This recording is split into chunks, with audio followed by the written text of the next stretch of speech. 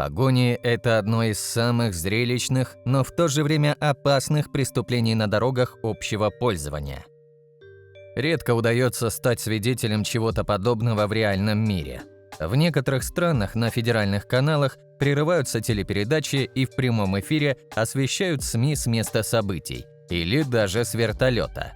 Самые невероятные, удивительные и умопомрачительные погони в нашем видеоролике. А в конце я подготовил для вас что-то по-настоящему стоящее. Приятного просмотра! Как думаешь, что такое погоня? На дорогах общего пользования это ситуация, когда полиция или другие правоохранительные органы преследуют транспортное средство, которое нарушает закон или участвует в преступной деятельности. Во время преследования полицейские могут использовать сигналы световых маячков и сирены, чтобы привлечь внимание и попытаться остановить нарушителя. Погоня может происходить как на автомобилях, так и на вертолетах, мотоциклах, велосипедах и других транспортных средствах. На вертолетах можете себе это представить. Прямые трансляции даже ведут, которые собирают десятки или даже сотни тысяч зрителей. Невероятно. Важно помнить, что такая ситуация может быть опасной, и правила безопасности должны соблюдаться как полицейскими, так и водителем, чтобы предотвратить возможные аварии или травмы. Об этом мы еще обязательно поговорим в скором времени. Держите у себя в голове. С чего же все начинается? Вопрос в данном случае риторический. Погоня может начаться буквально в любой момент. Да, без шуток. К примеру, во время движения по трассе на автомобиле в громкоговоритель прозвучала фраза «Водитель такого-то цвета автомобиля марки Mercedes, прижимаемся к обочине». В этот момент любой гражданин обязан прижаться к обочине и остановиться. По первому требованию сотрудника полиции. Но тут решаете нажать на газ. С этого момента в буквальном смысле ты становишься преступником и угрозой жизни для других участников движения. Причин может быть масса, но по статистике именно 90% погонь начинается после того, как водитель не выполнил требования. Остальные 10% относятся к так называемым запланированным погоням. Например, ты уже совершил преступление или уже едешь с большой скоростью по встречной полосе. Сотрудник, конечно же, прикажет остановиться, но это, если честно, лишь формальность. Погоня началась еще задолго до этого, по понятным причинам. Никогда, кстати, не задумывался об этом. Думаю, стоит поглубже углубиться в юриспруденцию. Может быть, я нарушаю, даже не зная об этом. Имей в виду, что погони не всегда происходят сразу. А иногда после правонарушения очередного гонщика полиция дистанционно выполняет свою работу и сразу ловит нарушителя. Так, кстати, произошло в Санкт-Петербурге, Россия. Может, ты уже слышал про знаменитый случай с полетом Шкода Октавия? Если нет, то мы напомним. Чтобы далеко не ходить от этой ситуации, данный водитель знаменит, если так, конечно, можно выразиться, в русских кругах. Еще некоторое время назад он стал популярным по видео, которые выложили в сеть. Шкода Октавия на скорости свыше 200 км в час уходит от шестерки. 6 экипажей полиции, в смысле. На удивление, ему тогда удалось скрыться от преследования. Но, как и в большинстве случаев, нарушитель был пойман и представлен перед судом. Кадры как из высокобюджетного фильма, не так ли? Данные действия не героизм. Все это может казаться интересным, веселым в какой-то степени, до поры до времени, пока пострадавшим не окажешься именно ты. Не стоит популяризировать в массы гонки в центре города, как что-то, что должно происходить на постоянной основе. Задумайтесь, когда в очередной раз пишете положительный комментарий под таким видео. Погони на автомобиле могут иметь серьезные последствия как для преследуемого, так и для окружающих. Некоторые из возможных последствий включают: во время погони на высокой скорости существует риск дорожных аварий как для преследуемого, так и для других водителей и пешеходов.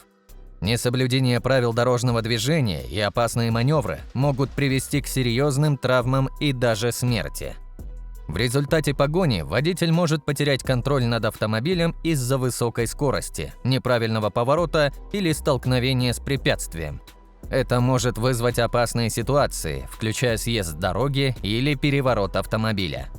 В результате погони автомобиль может столкнуться с другими автомобилями, зданиями, ограждениями или другим имуществом, что может привести к значительным материальным потерям. Водитель, участвующий в погоне, может быть арестован и предстанет перед судом. В зависимости от страны и юрисдикции, последствия могут включать штрафы, лишение права управления автомобилем, тюремное заключение или другие санкции. Участие в погоне может вызвать стресс, тревогу и травму у преследуемого и свидетелей. Это может иметь долгосрочные психологические последствия, включая посттравматический стрессовый синдром. А что же там с наказаниями в разных странах? Так с тобой и не разобрались.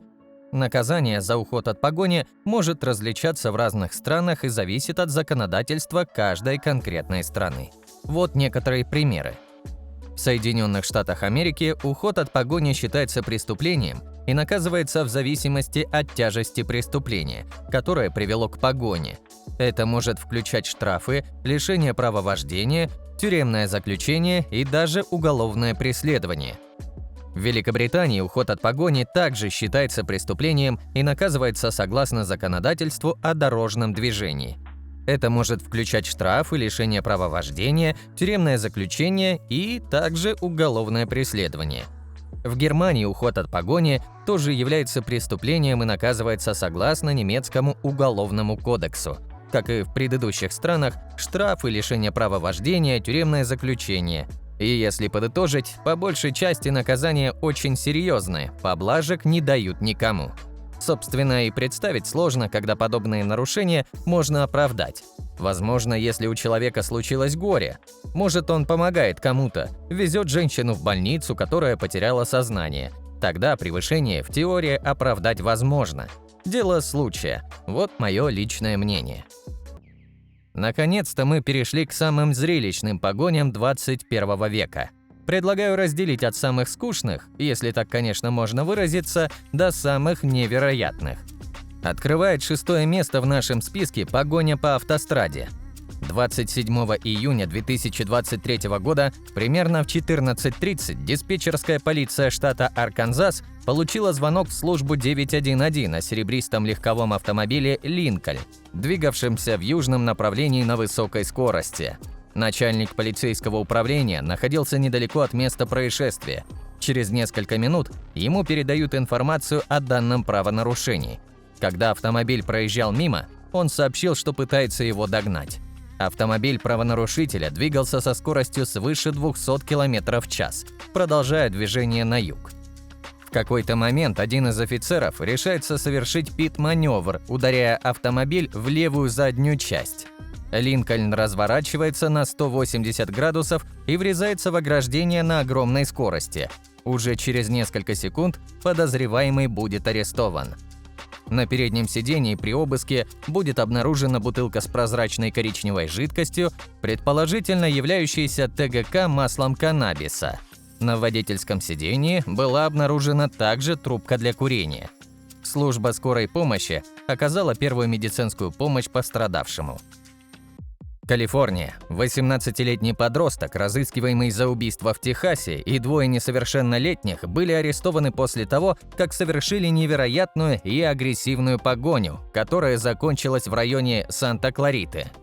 По данным Департамента полиции Лос-Анджелеса, офицеры начали преследовать водителя в 16:00, который, как полагали, был вооружен. Подозреваемый был за рулем автомобиля, похожего на Cadillac Escalade, с техасскими номерами. Внедорожник был угнан именно из Техаса, откуда родом все трое подозреваемых. В какой-то момент водитель ехал на огромной скорости по 170-му шоссе. Затем он свернул с дороги и позвонил двум другим подозреваемым.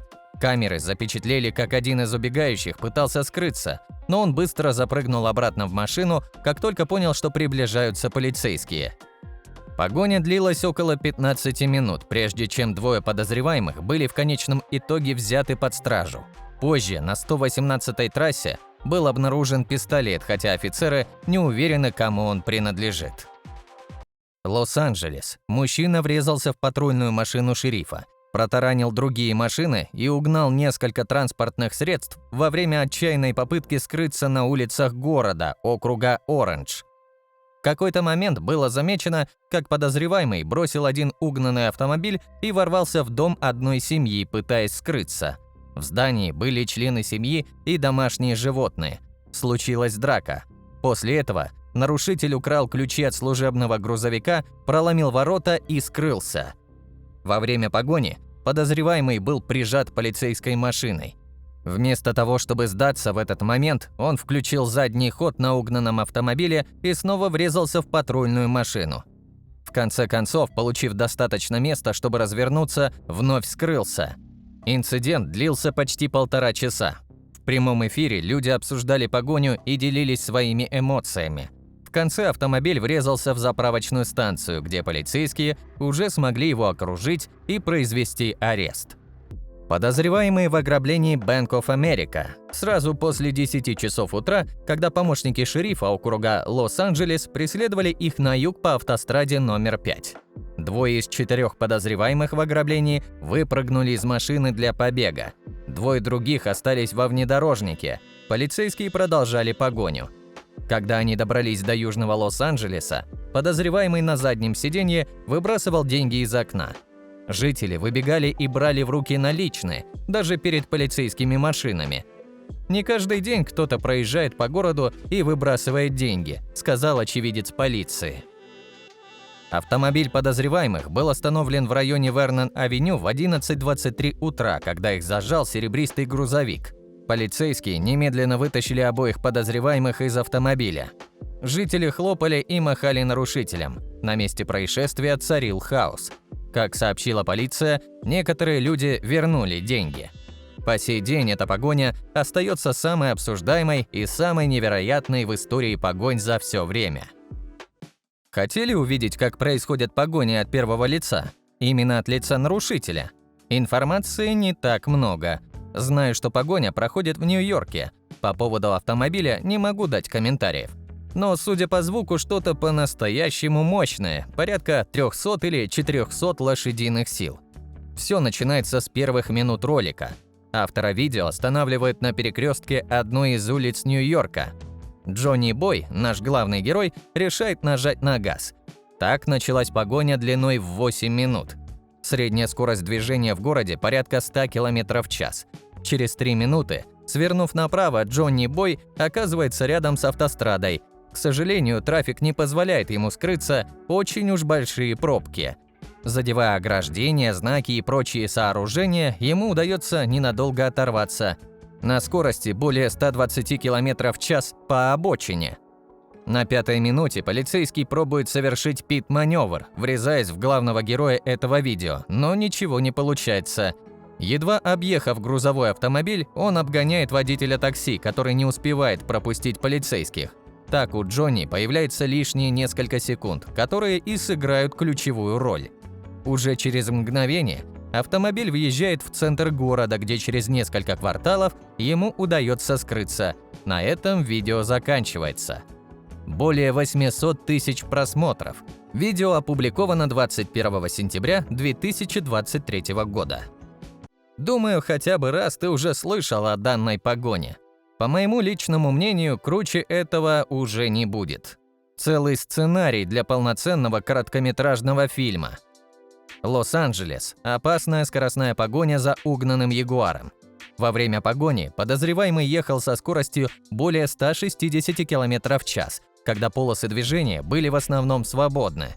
Погоня не прекращалась до тех пор, пока водитель не добрался до улиц Южного Лос-Анджелеса и не бросил машину под 110-й автострадой, из-за чего было трудно разглядеть, в каком направлении преступник покинул автомобиль. Ягуар медленно покатился по улице в потоке машин. Движение на Манчестер-авеню и Мейн-стрит пришлось перекрыть. Помимо вождения на угнанной машине, власти говорят, что водитель разыскивался за нападение с оружием на полицейского. То, как этот человек додумался бросить автомобиль и выбежать из него именно под мостом, заслуживает уважения. Зная, что за ним следит вертолет, который передает информацию полиции. Это что-то с чем-то. Отдельная реакция полицейского, который подбежал к автомобилю в надежде произвести арест, также заслуживает внимания. Он был настолько разочарован. Именно поэтому данная погоня находится на первом месте. В заключение хотелось бы добавить, погони от полицейских являются опасным и неправильным поведением. Они создают риск для жизни и безопасности всех участников дорожного движения, включая самих водителей, пассажиров и пешеходов. В процессе преследования могут происходить аварии, которые часто приводят к серьезным травмам и даже смерти. Стремление уйти от полиции никогда не оправдывает риски. Никогда. Если вас останавливает полиция, рекомендуется сотрудничать и соблюдать правила дорожного движения. А если у вас есть возражения или спорные вопросы, их можно обсудить в суде или других юридических инстанциях. Безопасность и соблюдение законов должны быть приоритетом для всех участников дорожного движения. Берегите себя, соблюдайте правила, будьте осторожны и до новых встреч. Пока!